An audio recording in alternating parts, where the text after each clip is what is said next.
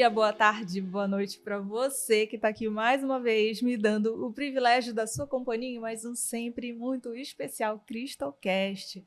É uma alegria ter você aí do outro lado. Se é a sua primeira vez aqui no nosso canal, muito prazer. Eu sou Andréa Lia Amazonas, anfitriã aqui do Cristocast, e eu estou extremamente feliz em te receber aí do outro lado.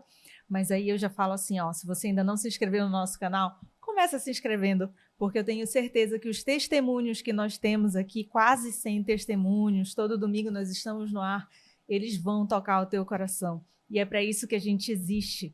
Esse canal aqui existe para levar a mensagem de Deus para você, que está aí do outro lado. Então, já deixa também um like, porque isso ajuda demais o nosso canal aí mais adiante, a alcançar mais pessoas. E também faz uma coisinha, pega aí o link do programa, já manda para 3 pessoas que você ama, ou pessoas que você sabe que estão precisando ter o coração aquecido por uma mensagem do Senhor. E aí eu aproveito também, te convido para você engajar aqui no nosso programa, sendo um patrocinador do nosso canal.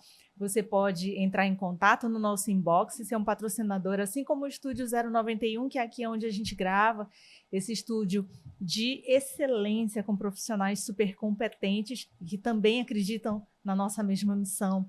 Então, entre em contato no privado com a gente, nos nossos canais, para que você possa ser um patrocinador, aparecer aqui, ó, nessa TV bonita e também em todas as nossas redes.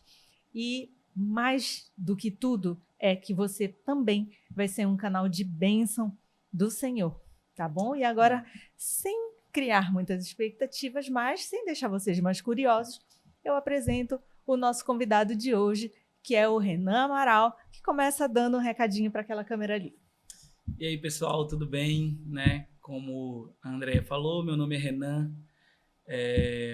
Hoje já posso ir me apresentando, né? Falando um pouquinho da minha vida, posso falar um pouquinho do que eu faço, já posso seguir aqui? Já, agora é só posso a gente ficar à vontade, conversar. já começar. Então, como eu estou falando para vocês, meu nome é Renan, né? Sou da Link Church. Muita gente já veio aqui da Link, né? Agora estou tendo a honra, o privilégio de estar participando também com vocês. Eu estou caminhando com Jesus há alguns anos e Jesus ele me marcou de uma forma muito expressiva. Jesus um dia tocou a minha vida, Jesus um dia mudou a minha história. Eu sou um improvável de Jesus. Eu estava compartilhando um pouquinho aqui com o pessoal da produção que eu nunca imaginei que eu estaria gravando um podcast falando de Jesus. Para quem tirava graça, quem tirava chacota, quem fazia chacota com cristão, com evangélico, Jesus me pegou e a gente vai falar um pouquinho depois de como foi que Jesus me pegou, mas ele me pegou de uma forma violenta, né, se eu posso usar essa palavra, me pegou de uma forma muito expressiva, muito, muito radical. E hoje eu estou congregando na Link, exerço um lugar de liderança, também é o meu trabalho, também trabalho. Hoje eu tenho a honra, o privilégio de viver do ministério, né? Sou formado em administração, então trabalho na minha área administrativa, trabalho na parte administrativa, sou formado em administração. Sou casado com a Lorena, né? Lorena Amaral, minha esposa, que vai estar assistindo, te amo, meu amor. A gente compartilha do ministério junto, a gente vive isso diariamente, a nossa vida é essa. Isso daqui para mim, muito mais do que uma entrevista, para mim isso daqui é um estilo de vida, eu amo fazer isso. Então esse é um pouquinho do que eu faço, de quem eu sou hoje, né? E é isso. Renan, bem-vindo mesmo por estar aqui e mais um integrante da família. Exatamente, mais um. E é sempre uma graça, assim, eu fico super feliz de receber vocês todos, assim, porque a gente vai conhecendo um pouquinho de cada, né, e vai vendo realmente como Deus tem conduzido a família toda. Isso é muito legal pra gente, né? Porque às vezes a gente vê assim só uma pessoa da família que tem ali um relacionamento mais forte com Deus. E é tão legal quando a família toda fica envolvida, especialmente para servir o Senhor. Sim. Eu e a minha esposa, a gente conversa muito que privilégio a gente poder viver isso em família, né? O irmão dela é o pastor Vitor, a irmã dela lidera conosco, o cunhado dela também lidera, o pai, a madrasta, ou seja, a gente vive o ministério de forma coletiva e O pessoal até brinca, o que vocês conversam? Cara, a gente conversa disso 24 horas, os jantares são assim. O Natal é o que a gente fala? A gente fala de Jesus, fala de igreja, fala de evangelho. A gente não tem outro assunto. As mesas, as reuniões, elas são todas pautadas nisso. O que a gente vai falar? A gente vai falar de futebol? Não, a gente vive isso de forma coletiva. Então, os nossos assuntos são esses. A gente tem o privilégio de estar vivendo isso como família. Para mim, isso é muito especial. Assim, eu acho que de todas as coisas que a gente pode estar vivendo, que eu podia estar vivendo, é maravilhoso poder viver isso em família. Para mim isso é uma honra, eu sei que é um privilégio de Deus, nem todos. A gente conhece histórias de pessoas que acabam, como você falou, uma pessoa converte, acaba que os filhos não conseguem seguir o caminho, o irmão não segue o caminho, mas a gente vê hoje, né, na família Ledo, todos são integrantes realmente, genuinamente, não é só porque é um negócio familiar, realmente todos tiveram seus encontros pessoais com Jesus. Isso é muito específico, porque não é algo que você faz porque o irmão é o pastor, porque o pai é o pastor, mas todos, em algum momento da sua vida, tiveram um encontro genuíno com Jesus, e um encontro verdadeiro. A Lorena tem um testemunho muito forte de restauração familiar, de se aproximar dos irmãos depois de muitos anos. O pastor Lourenço tem esse testemunho de perdão que recebeu dos filhos e da esposa. Eu já, no meu contexto, conheci Jesus antes de conhecê-los, e na minha vida tive um encontro sobrenatural com Jesus, e cada um tendo seus encontros, o Lucas tendo um encontro lá no Uruguai com Jesus, e então cada um tendo de uma forma específica um chamado da parte de Deus, e Deus, sempre falo que Deus não une pessoas, Ele une propósitos, né? Então... sim. E aí, quem ainda não conseguiu alcançar essa meta familiar, né? Não pode também se entristecer. Eu acho que é questão de perseverar na oração, entregar para Deus, porque ele toca o coração de cada um de uma forma completamente diferente. Nunca é a mesma experiência. Exatamente. Não é verdade? Mas aí a gente faz a nossa parte orando pela nossa família. Exatamente. A gente sempre fala que Deus demora muito para fazer as coisas de repente, né? E muitas vezes a gente acha que Deus não está fazendo, acha que não está acontecendo, acha que nada está acontecendo, mas de repente, no de repente de Deus, que já demorou muito, as coisas acontecem. Então é exatamente isso que você falou. Deus ele vai fazendo as coisas e a gente vai caminhando. Eu lembro quando Deus me deu uma palavra de que eu ia pregar para toda a minha família. Sabe, quando eu me converti, Deus falou assim: toda a sua família vai ser salva, toda a sua família vai ouvir falar de mim. E eu não era casado, não existia a família Ledo, eu estava vivendo com a minha família. Quando eu me converti, voltei para esse contexto da minha casa, e eu fiquei: Deus, como você vai fazer isso? Como você vai fazer isso? Só que a minha mãe, quando eu me converti, ela teve um câncer. E foi um câncer, Andréia, de um tipo tão raro, que literalmente um dia eu acordei e minha mãe, ela se levanta e fala assim: eu vou trabalhar hoje. Isso era no sábado, ela trabalhava de segunda a sexta. Eu vou trabalhar hoje. E eu falei: mãe, hoje é sábado. Eu falei: beleza, eu acho que ela deve ter alguma reunião. Ela: não, então eu não vou para o trabalho. Num sábado, numa segunda-feira, a minha mãe levanta e fala assim: quem é tu? Nossa. E eu fico: que, mãe? Pera lá, sou eu. Ela: quem é você? E ela, de repente, não estava mais me reconhecendo. Nossa. E eu fiquei: o que está acontecendo? Eu não acredito que isso está acontecendo na minha casa. Na mesma hora, eu pensei que ela estava tendo um AVC ou algo do tipo, porque eu já tinha lido, já tinha ouvido. Leva no médico, aquela correria. A gente vai para o hospital e num resumo de tudo que aconteceu em toda essa logística do hospital, ela faz uma tomografia e a gente percebe um tumor gigante na cabeça dela. Nossa. E nesse tempo, quando a gente recebe esse tumor, que era inoperável, não tinha o que fazer mais, Deus falou: eu vou salvar toda a sua casa. E eu falei: não, cara, minha mãe, ela está desacreditada pelos médicos. Minha mãe era questão de tempo até ela falecer. E eu fiquei: como assim, Deus? Como assim você vai fazer e tal? Você falou que ia salvar toda a minha casa, e de repente eu vejo minha mãe assim nesse lugar. E literalmente num prazo de 24 horas aparece um cirurgião que ouve do caso da minha mãe, estava estudando sobre esse caso e fala assim: eu me proponho a fazer essa cirurgia. Eu creio que foi um anjo do Senhor que ele enviou, falou: eu me proponho a fazer essa cirurgia. E a cirurgia foi um sucesso. A cirurgia foi um sucesso.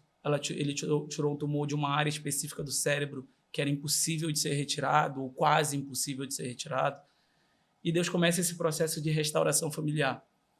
A minha mãe volta para casa e começa nessa recuperação, e ela fala, eu quero começar a orar. Quero começar a orar, e todo dia a gente fazia uma corrente de oração. Eu, na época, morava com meus avós e meus 2 irmãos. E a gente começava essa corrente familiar, e eu que tinha acabado de me converter, agora estava pregando para minha família. E eu pregando para minha família todos os dias, fazia uma oração de salvação, que era se eles queriam reconhecer Jesus como Senhor e Salvador, e de repente a minha família toda estava reconhecendo Jesus como Senhor e Salvador, mas em meio a tudo isso, eu achando que estava mil maravilhas, 2 meses depois eu vou pegar um exame que se chama PET scan, que é quando você analisa todo o corpo para saber como está as sequelas. Minha mãe fez radioterapia, quimioterapia, e eu lembro que eu vou pegar o exame, cara, a promessa de Deus já se cumpriu, minha mãe foi salva, eu já estava com essa... Eu olho o PET scan e eu vi o corpo dela tomado por vários nódulos. Mas era tantos nódulos, André, que eu olhava o mapa, era como se fosse um mapinha do corpo, e era nódulo em todas as partes possíveis do corpo dela. E eu pensei, Deus, espera lá, você falou que ia salvar minha casa inteira, o que está acontecendo comigo? E eu em prantos, não sabia o que fazer, como eu ia entregar esse exame para minha mãe. Minha mãe estava super, super esperançosa com a sua recuperação. E eu chego em casa, já abalado, né? Falando, cara, espera lá, eu ouvi Deus errado, então. E eu entrego esse exame para minha mãe fica desacreditada, a nossa família fica desacreditada, e alguns dias depois a minha mãe falece. E eu entro em uma crise existencial com Deus, porque eu falo para ela, você falou que a minha casa toda ia se converter, a minha mãe ia ser salva, e de repente agora a minha mãe falece. O que está acontecendo?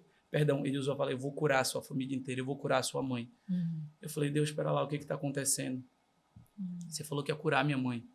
E ela falece, eu fiquei com raiva de Deus nesse momento. Já era convertido, mas fiquei com raiva. Entrei numa crise existencial com Deus. Mas, depois de 2 meses, a minha avó arrumando as coisas da minha mãe, ela fala, Renan, eu encontrei algo aqui. Olha aqui, eu estava vendo uma pregação no YouTube, muito mal ainda, num processo pesado de luto.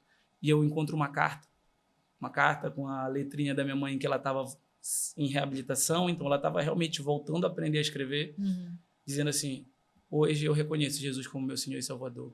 Hoje eu quero dizer, eu até me emociono contando toda vez essa história, porque para mim é muito impactante.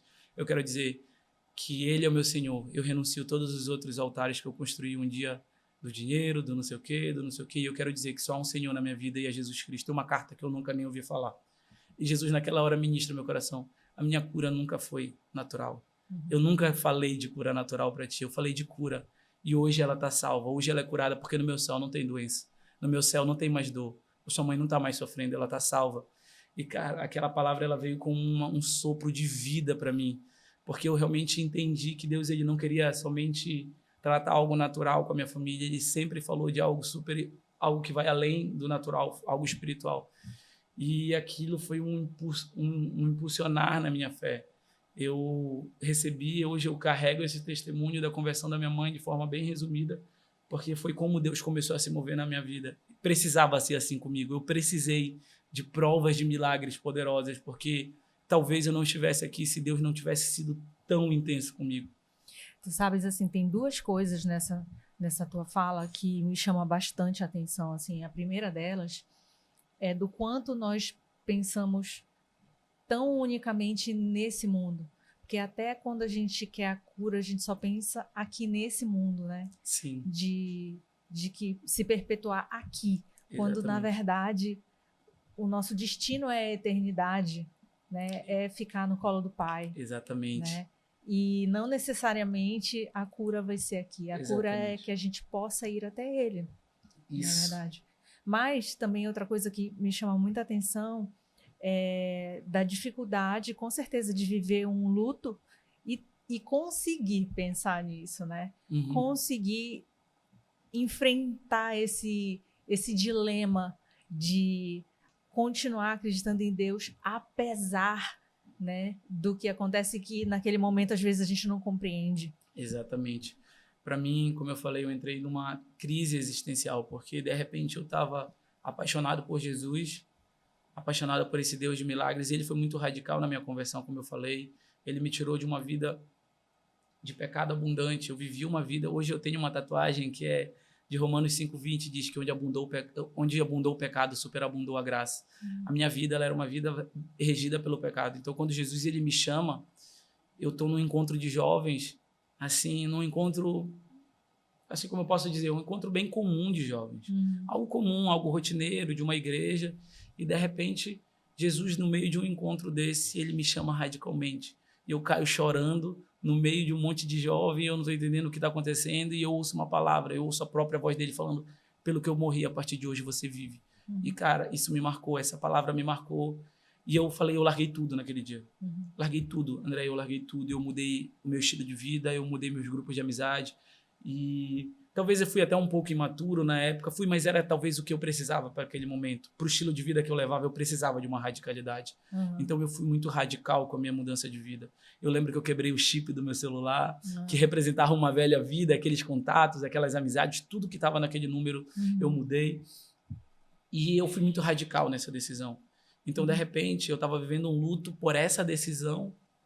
Eu estava dentro dessa decisão e mesmo assim sofrendo. Eu falei, pera lá, Jesus, eu larguei tudo por ti. Por que eu estou passando por isso? Sabe? E só que o que eu entendi em Jesus é que, como ele mesmo fala, esse mundo a gente vai ter aflições. Então, eu entendi que o que Jesus queria fazer na minha casa nunca foi sobre o pequeno tempo que a gente está aqui na Terra. Para mim é muito mais importante, e eu falo isso, se eu tivesse que passar 1000 vezes pela mesma situação, mas ter a salvação da minha mãe, eu preferia. Apesar de ter sido um tempo muito difícil. Mas para mim é muito mais importante ela ter passado por esse tempo de dor e ter encontrado uma vida eterna do que ter encontrado uma vida toda de bem-estar e não ter conhecido Jesus no final ou no meio da sua vida. O que realmente importa é o que a gente às vezes esquece de colocar no papel, a gente coloca numa balança, fica pensando o que realmente importa.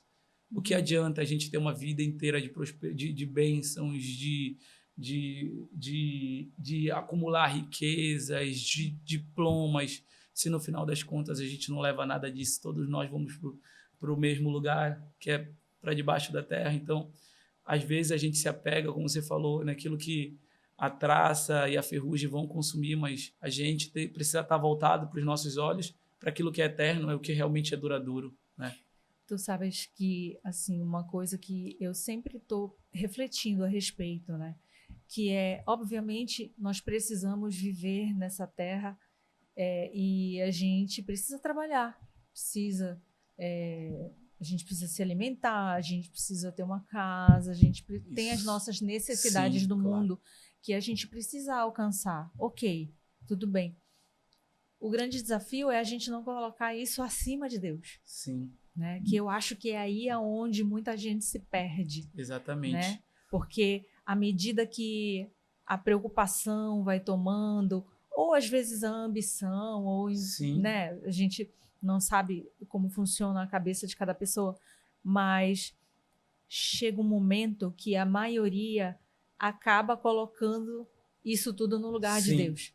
Exatamente.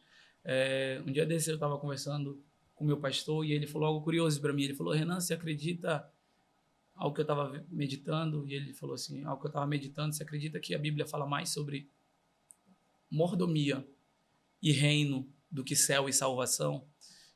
Então ele começou a falar e fazer essa análise comigo, essa reflexão, e falou assim, Renan, muitas vezes a gente se preocupa demais em ser salvo e de menos em ser um bom mordomo.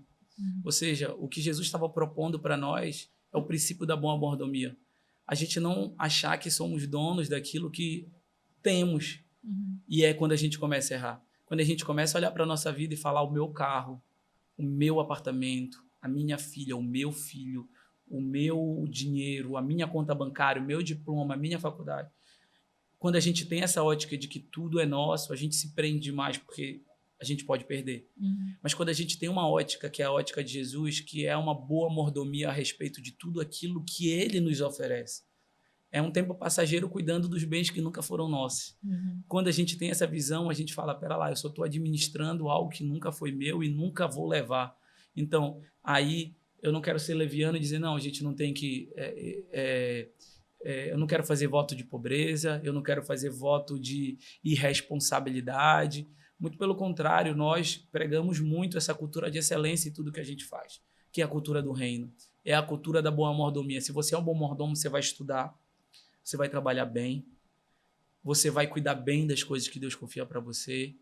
Deus realmente nos chamou para a prosperidade. Deus ele não nos chamou para uma vida de miséria. Deus nos chamou para uma vida onde a gente pode experimentar da abundância, contanto que isso nunca tome o nosso coração, contanto que de fato isso nunca nos roube, contanto que de fato que isso nunca seja um Deus na nossa vida. A gente entenda, somos bons mordomos daquilo que o Senhor nos confia. Como aquela parábola dos talentos na Bíblia. O bom Senhor vai confiando os seus talentos e espera que a gente faça uma só coisa, multiplique.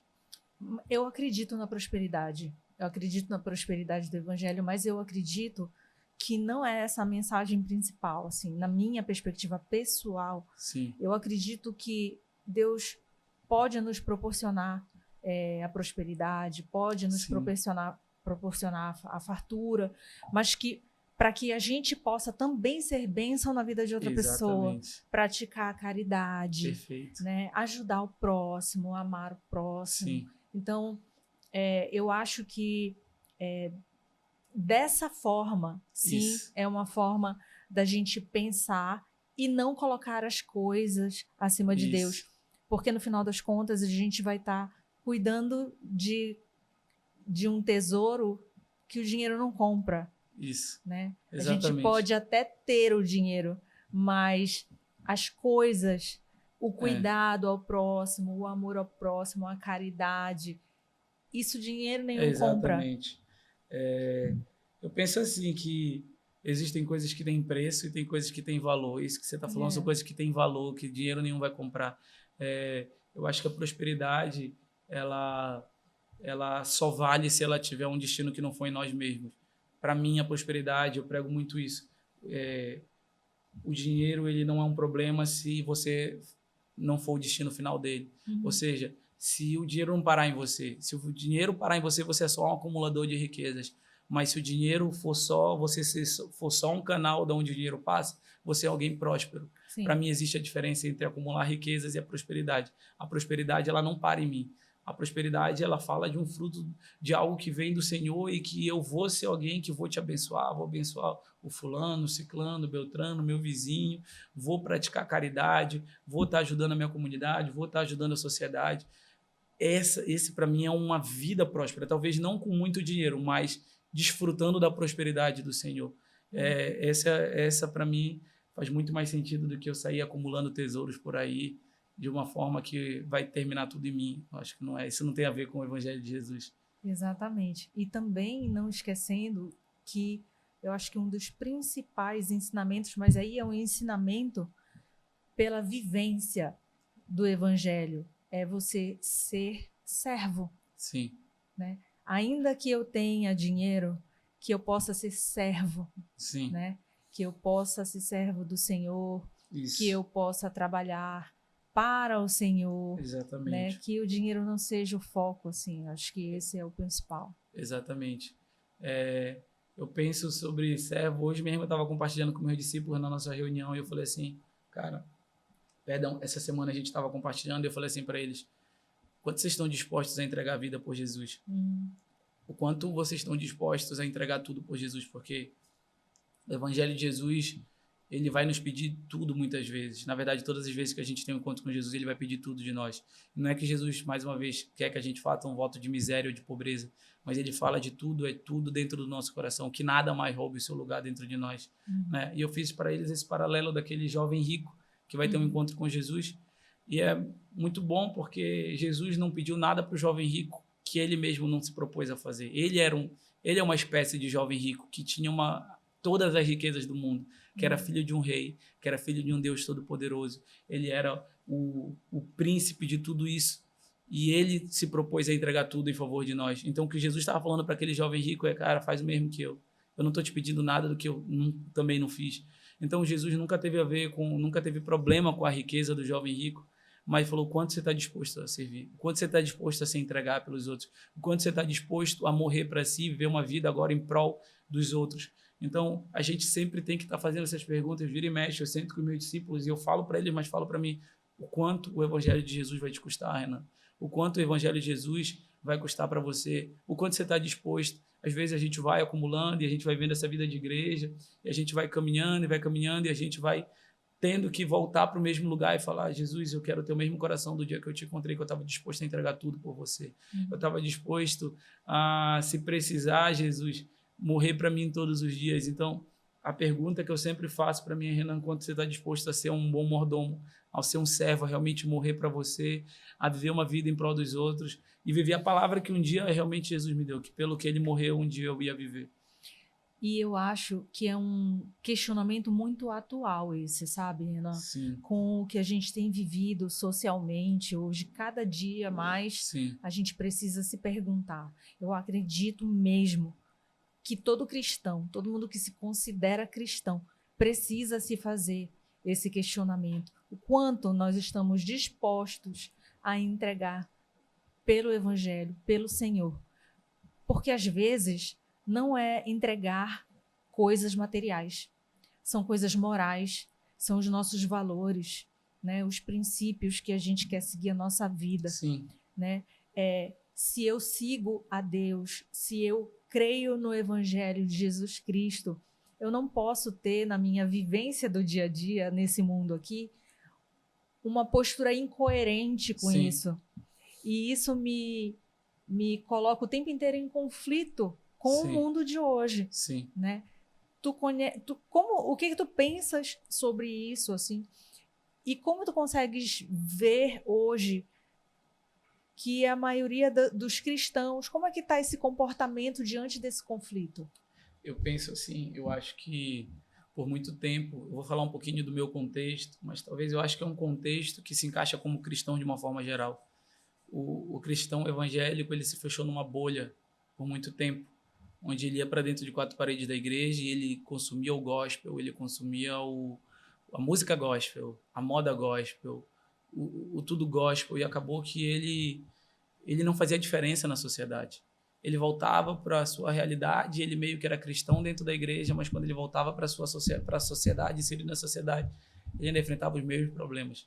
Mas eu creio muito, e a gente prega muito isso, eu acredito numa geração que vai se inserir nas esferas da sociedade. Eu acredito numa geração de pessoas que vão não ser cristãos de quatro paredes de uma igreja, são cristãos que realmente vão invadir a esfera da sociedade. Se a gente parar para somar os números de cristão evangélico com cristão católico, a nossa nação não deveria estar enfrentando o que a gente está enfrentando.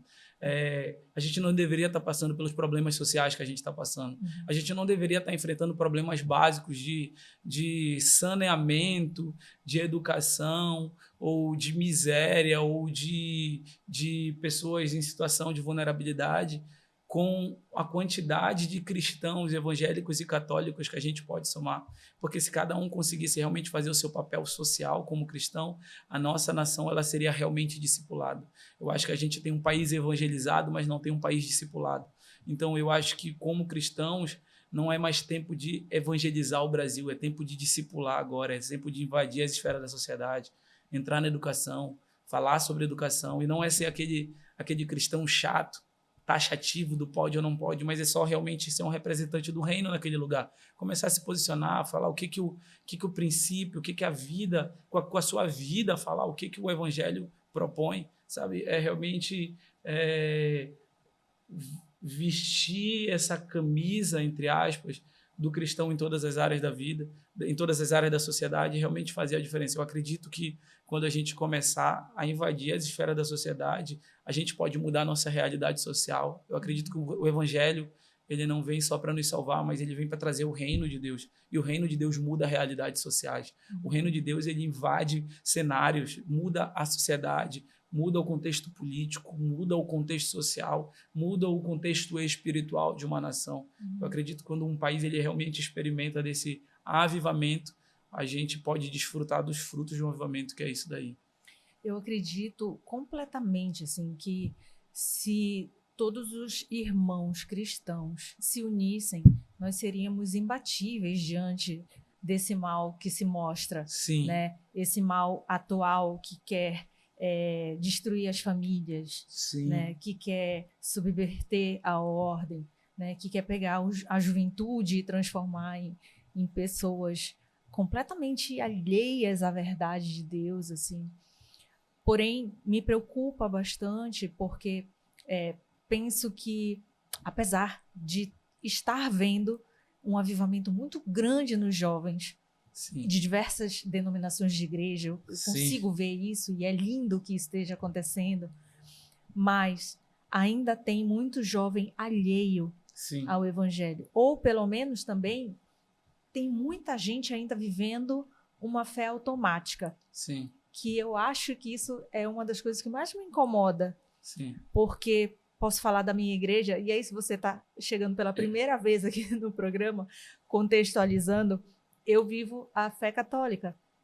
E eu recebo irmãos de diversas denominações cristãs, graças a Deus. E se você quiser saber por que isso, você vai lá no nosso episódio comemorativo de 1 ano, que tem tudo explicado a história do CristoCast. Mas o que eu acho incrível, assim, é que se nós nos preocupássemos em nos aprofundar na nossa fé, mais ainda, não nos aprofundar somente em igreja, mas na fé que nós temos, em como ter um relacionamento com Deus no nosso dia a dia, né? Ir buscar essa coerência do evangelho, eu estudo o evangelho, eu leio a palavra de Deus, e viver isso no dia a dia, tudo seria muito diferente, eu acho. Sim. Eu acho que a grande chave, principalmente para os jovens, eu sei porque eu vim desse lugar, é a gente entender quem Deus é. Se eu olhar para Deus como um Deus irado que está sempre com raiva de mim, eu nunca vou querer um relacionamento com Ele. Eu demorei para entender quem Deus era. Sabe, a pergunta que eu quero deixar para você que está assistindo aí é: como você olha a Deus? Porque um dia eu entendi que Ele é um pai. Um dia eu entendi que Ele é um pai bom. Um dia eu entendi que Ele talvez o meu pai terreno me frustrou, talvez o meu pai, marido da minha mãe, o meu pai que cuidou de mim, que eu esperava e tinha expectativas nele, e elas não foram supridas, me frustrou. Todavia o Senhor jamais vai fazer isso comigo. Quando eu conheci essa paternidade, André, eu conheci esse amor, eu conheci essa graça, eu conheci quem Ele era, é irresistível. Deus, quando revela a sua paternidade e a gente a conhece, Ele se torna irresistível. Então, eu acho que o que a gente tem que começar a propor para os jovens é conhecê-lo, como você falou, com essa ótica de um pai, com essa ótica de um pai que nos ama, que realmente entregou o seu filho por amor a nós, sabe? Quando a gente começa a liberar, porque eu acho que o grande mal da nossa geração, eu falo da minha geração e da geração que vem depois de mim, é a ausência paterna, é o contexto familiar, é a fuga para os lugares. A minha geração e essa geração depois de mim, ela sofre no contexto familiar. Então, quando você não consegue ver a paternidade de Deus por causa de uma ótica machucada, por causa de uma ótica ferida, por causa de um referencial de pai que te abandonou, você não vai conseguir ver Deus como pai. Então, acaba que quando olha para uma fé, seja católica, seja evangélica, e olha para uma religião que fala de um Deus, nunca vai conseguir ver um Deus pai, vai sempre ver um Deus irado com ele, vai sempre remeter a uma figura paterna. Então, eu creio que realmente para a gente conhecer o Senhor, a gente, como você falou, apresentar esses jovens, eles precisam serem apresentados com essa ótica de um Deus Pai. Esse mal está de braços abertos para esses jovens, falando: não, você não precisa de um pai, eu tenho algo para te proporcionar. Você não precisa de um Deus Pai, porque eu posso te preencher, eu posso preencher esse vazio que está dentro de você. Mas esse vazio ele nunca vai ser preenchido, porque é um vazio que só cabe Deus dentro de nós, dentro dessa geração, dentro dessa ferida. Só Deus pode preencher esse vazio dentro desses jovens. E acaba que, por causa de uma falta paterna, por causa de uma falta familiar, esse jovem vai buscar, nesse mal que você falou, um refúgio que nunca existe. Então eu vejo muito que se a gente quer recuperar essa próxima geração, principalmente essa próxima geração que está vindo, porque eu vejo que é uma geração cada vez mais machucada, cada vez mais ferida, a gente precisa falar de paternidade, a gente precisa falar de família, a gente precisa restaurar realmente os princípios corretos do que a palavra diz. A gente precisa trazer eles para esse lugar familiar, porque quando a gente traz eles para esse lugar familiar, a gente consegue recuperar uma geração inteira. E hoje é pregado constantemente de que as pessoas são autossuficientes, assim, né? Eu não preciso de Deus porque eu me basto. Sim. Isso é pregado constantemente. Você não precisa de ninguém. Você não precisa que ninguém te aceite. Você não precisa... Enfim, Exatamente. isso é algo que até chega a me aborrecer um pouco, Uhum. sabe? Te confesso, Uhum. porque eu era assim. Eu pensava que eu não precisava de ninguém, Uhum. entendeu? Que eu sendo uma mulher independente, estava tudo certo. Sim. Mas, na verdade, quando a gente começa a compreender realmente como é bonita a dependência de Deus, se as pessoas conseguissem alcançar o que é você verdadeiramente ser dependente de Deus na sua Sim. vida, todo mundo ia querer, né? E não ia ficar nessa coisa de que eu me basto, todo mundo tem que me aceitar do jeito que eu sou. Não, isso é um Sim. engano Sim. tão gigante, né? Que hoje eu fico aborrecida, mesmo assim, juro pra ti. Assim, é algo que quando eu vejo as pessoas, eu vou falar até assim, as mulheres querendo ser autossuficiente, eu posso andar como eu quiser, eu vou vestir o que eu quiser, Gente, você só está se fazendo mal. Sim. Sabe? Eu me basto, eu não preciso ter um pai para minha filha. Gente, isso é tão.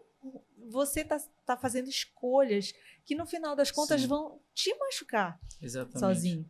E eu me lembro perfeitamente quando eu chamei a Deus de pai pela primeira vez. Porque eu conversava muito com a minha mãe, eu vim de berço católico, então assim, tinha vivência, sempre tive vivência de igreja, de tudo, e de conversar sobre Deus, de ser ensinada, né, catequizada e tal. E eu me lembro muito da minha mãe falando assim, que quando ela era criança, ainda se falava de Deus assim, cuidado que Deus castiga. Sim. Então era um Deus que castigava, né? E ela teve a preocupação de quando passou para mim e para o meu irmão, já foi diferente. Não é assim. E ainda, da mesma forma, Deus continua sendo seu pai, né? Sim. Porque ele te ama. Você é filha amada de Deus. Você é perfeita e maravilhosa tal qual ele. Então, hoje, o que eu penso é que eu queria ter tido essa consciência antes. Sim. Do quanto ele é um pai amoroso, que educa. E aí educar é diferente de ser permissivo. Sim, né? exatamente. Tem uma diferença muito grande. E como eu estava falando, eu lembro perfeitamente do primeiro dia que eu orei conversando com ele, que eu consegui chamar ele de pai. Uhum. Porque para mim era algo tão distante, né? Era o Senhor. Sim. E quando eu chamei ele de pai, ele veio aqui para perto de mim. Sim. Quase que eu consigo abraçar. Sim. Entende? Entendo. Então, assim, eu queria tanto que as pessoas tivessem uma experiência dessa. Sim. Conseguissem sentir Deus tão próximo a ponto de sentir esse abraço. Sim. Eu acho que é isso que falta hoje. Sim. Eu acho que a gente, mais uma vez eu volto um pouquinho para essa pauta, eu era assim, como eu te falei, eu vim de um contexto cristão católico, onde eu aprendi que Deus, ele castigava, né? Ele era um Deus que castigava. E cresci ia à missa e etc.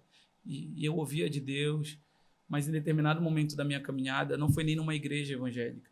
Eu lembro que foi numa reunião de jovens, uma célula, né? Que eu fui e o rapaz estava pregando e eu nunca vou esquecer. Esse cara marcou a minha vida. Eu sempre conto ele nos meus testemunhos.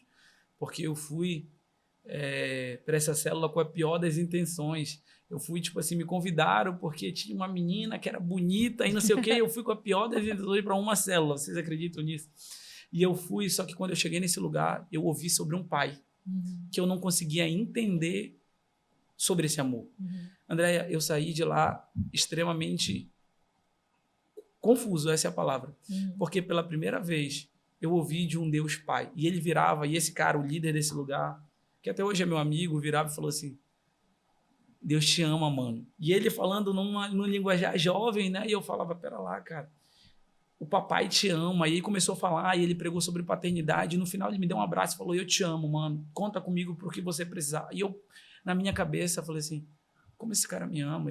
E a verdade é como eu me sentia. Eu não mereço ser amado. Por que esse cara vai me amar? Ele nem me conhece. O que esse cara quer comigo? Sabe? Eu não sabia ser amado. Essa é a verdade. Eu não sabia receber amor. Então, ele me abraçando e realmente amando a minha vida sem me conhecer, porque ele conhecia Jesus, e quando a gente conhece Jesus, a gente ama pessoas realmente. Ele me deu um abraço tão apertado, um abraço tão de irmão, e eu fiquei assim... E eu saí de lá incomodado. Eu fui para casa e falei, esse cara é estranho, esse cara tá doido, esse cara, como ele vai me amar se ele nem me conhece? Mas, ao mesmo tempo, eu fiquei curioso sobre esse Deus Pai que ama. E, de repente, eu me vi envolvido nesse amor do Pai. Então, eu acho que a gente precisa realmente confrontar as pessoas em amor. Quando a gente consegue realmente levar as pessoas para esse lugar onde não importa o que elas façam, no sentido de qual é o lugar de pecado que ela está, existe um amor que é capaz de alcançá-los e retirá-los dali.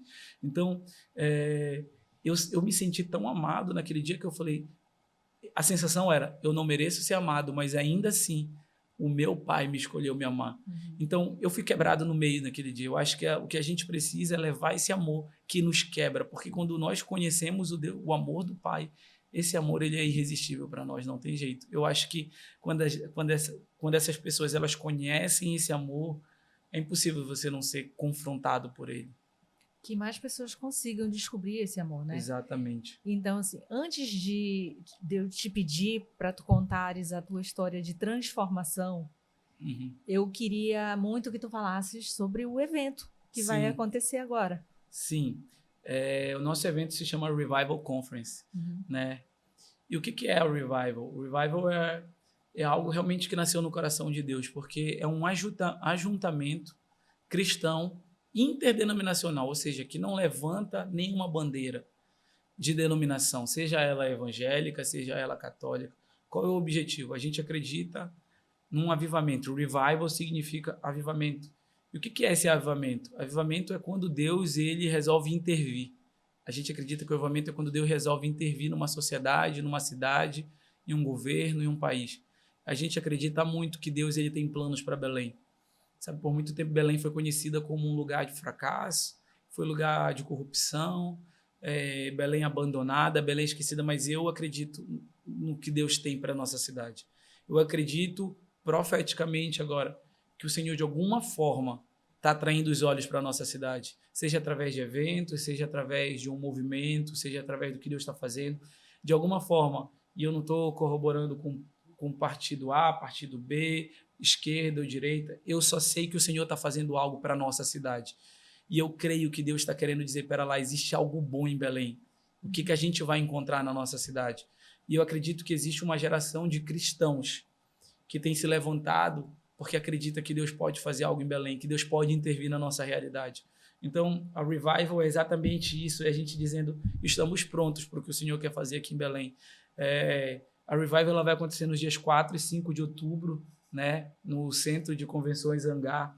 E lá a gente vai estar se reunindo com vários homens de Deus da nossa nação e de fora da nossa nação. Vem preletores nacionais e internacionais que a gente traz porque a gente acredita no que esses homens carregam para falar. É uma conferência para a gente conferir o que Deus está falando para esses homens. Fala, pera lá, o que você acredita? Libera palavras sobre a nossa cidade.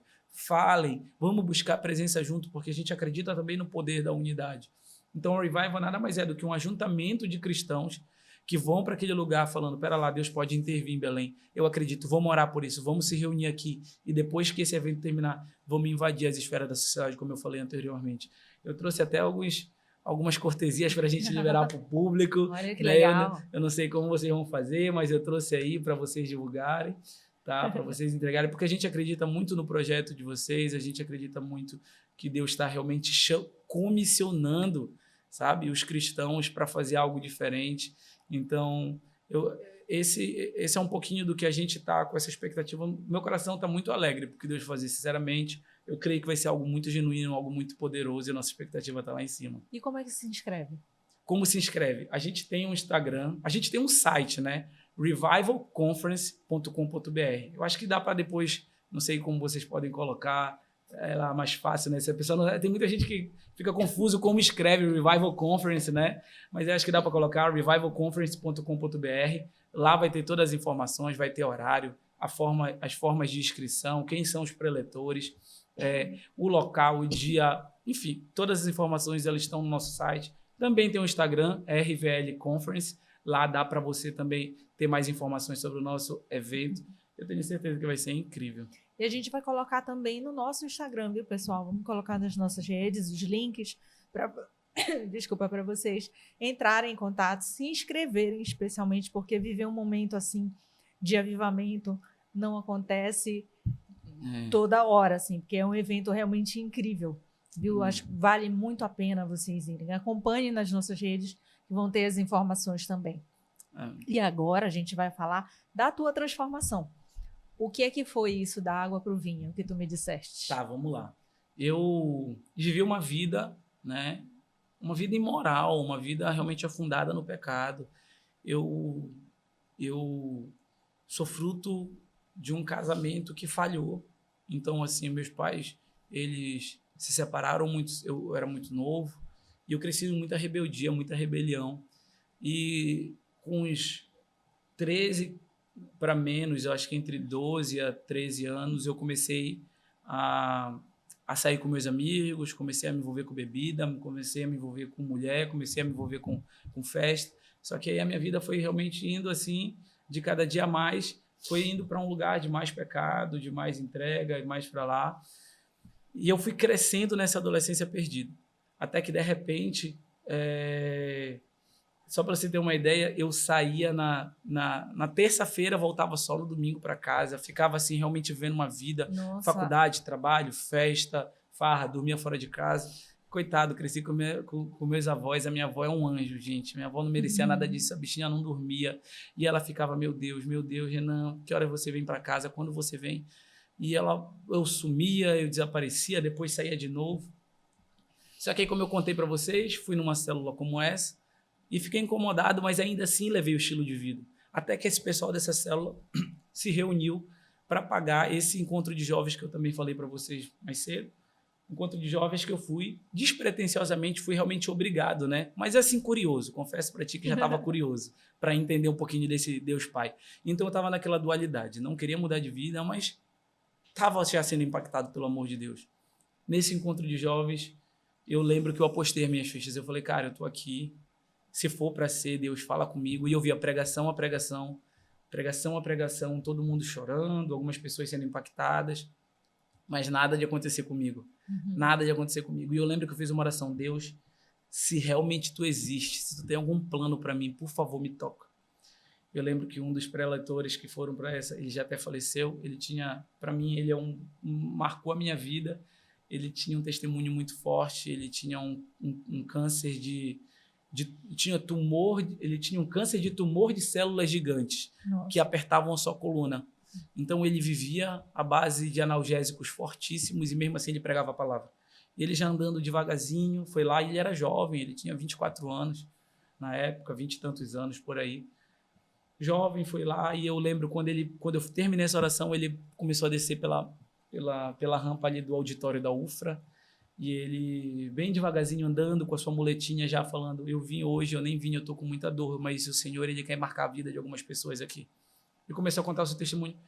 E André, enquanto ele começou a pregar, quando ele começou a falar, eu já comecei a não parar de chorar, e eu não entendi o porquê. E quanto mais ele contava a história dele, mais eu chorava. E de repente, no final, ele faz um apelo, que quem quer ter um encontro com Jesus, quem quer aceitar Jesus como Senhor e Salvador, e sem titubear, eu fui impulsionado pelo Senhor para aquele lugar. Eu fui lá na frente correndo, chorando muito, falei, quero mudar de vida, eu não quero mais essa vida. E, de repente, ele faz esse apelo, faz essa oração, e eu lembro que para quem aceitava Jesus, ele entregava uma cruzinha, uma cruz pequena de madeira. Falou, a partir de hoje, isso daqui representa a sua vida. Eu lembro perfeitamente ele me entregando essa cruz, e foi quando Deus falou, pelo que eu morri, a partir de hoje você vai viver. E eu tive uma transformação radical. A minha vida ela foi mudada radicalmente. Ali eu fui preenchido pelo que realmente importava do Senhor na minha vida. Eu falei, cara, tudo isso é vaidade que eu busquei, tudo isso é futilidade, tudo isso me levava para um lugar. E hoje o Senhor tem planos para mim. E nesse mesmo dia eu já entendi que eu tinha um chamado pastoral. Eu entendi realmente muito claro que Deus estava me chamando muito mais do que realmente só um chamado, mas ele tinha um chamado ministerial para mim. E a minha vida ela foi tomada por esse senso de urgência, por esse senso de fazer. Eu sou um cara muito intenso, então quando eu conheci Jesus, eu não conheci Jesus de qualquer jeito, eu caí de cabeça nisso, eu mergulhei nesse amor. Eu falei, cara, eu entendi que eu sou amado, eu entendi que eu sou realmente, que Deus tem planos para mim. Pela primeira vez alguém estava me apontando um destino. Eu era um jovem perdido. E pela primeira vez alguém chegou e falou assim, pera lá, eu tenho planos bons para você. Pela primeira vez eu senti um amor tão profundo a ponto de dizer, cara, você tem um propósito que vale a sua vida. E eu fui para esse lugar e aqui estou vivendo intensamente tudo isso, né?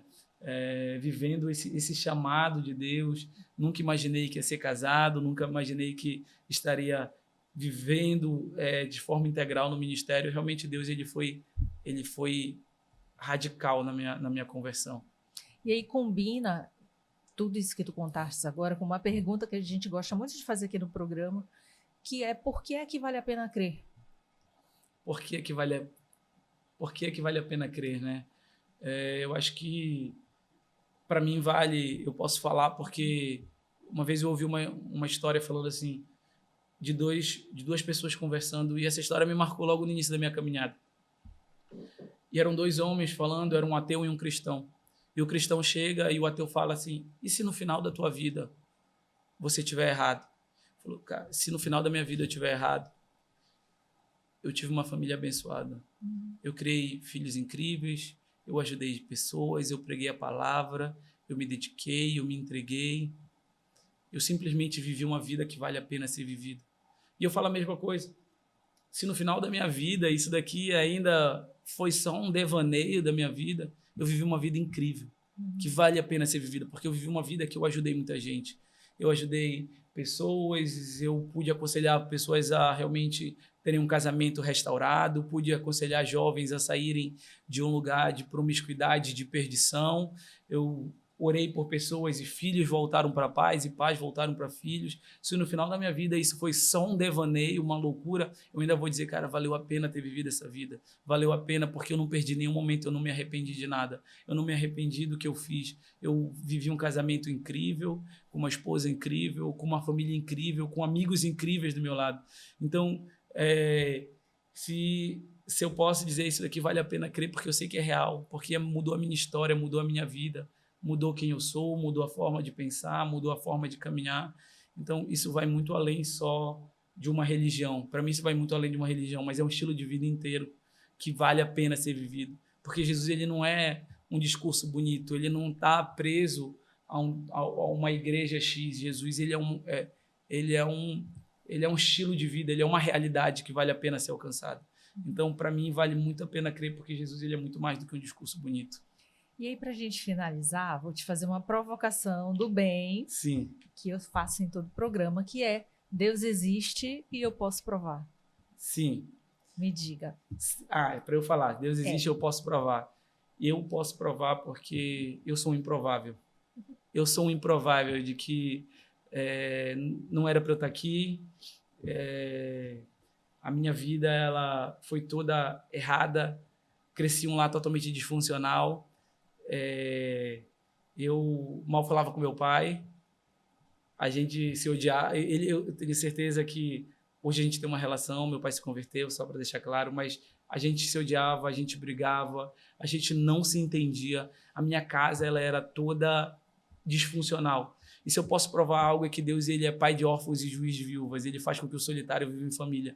Então, eu posso provar a realidade de Deus porque na minha vida eu sou improvável. Ele mudou a minha história, ele mudou a minha casa, a minha família toda hoje conhece Jesus. Glória a Deus por isso, né? Dê sua mão para a gente encerrar. Aqui a gente sempre encerra assim, segurando um na mão do outro, para que eu possa te agradecer pela presença, pelo teu tempo aqui. Amém. E por tu teres acreditado, confiado na gente para vir aqui dar o teu testemunho. Amém. A gente aqui acredita muito que é o testemunho que vai alcançar a pessoa que está ali do outro lado. Sim. Né? E nós fomos chamados a dar testemunhos. Isso. Enquanto cristãos, enquanto filhos de Deus, a gente precisa dar testemunho. Então, eu quero te agradecer e orar para que Deus abençoe muito a tua vida. Amém. Abençoe muito a tua família, o ministério, os teus caminhos todos. Eu desejo para ti que o Espírito Santo esteja sempre Aleluia. te acompanhando. Muito obrigada, viu? Amém. Amém. Muito obrigado. Para mim é uma honra estar aqui, uma honra poder ter tido esse tempo com você, desse projeto incrível. Eu espero que isso daqui realmente se perpetue, muito mais pessoas sejam alcançadas com o testemunho do que Jesus está fazendo nas nossas vidas. E aí, para a gente encerrar de verdade, faz de novo uma chamada para o evento.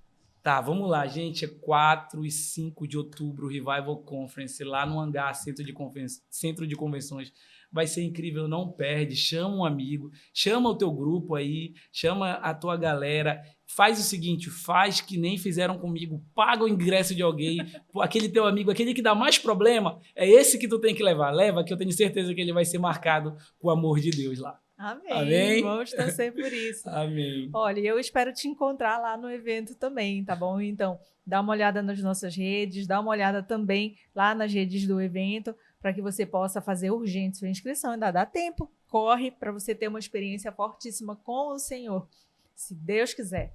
E aí eu quero te agradecer, você que ficou até agora acompanhando aqui essa conversa maravilhosa. Dava para a gente levar ainda mais um tempão, viu?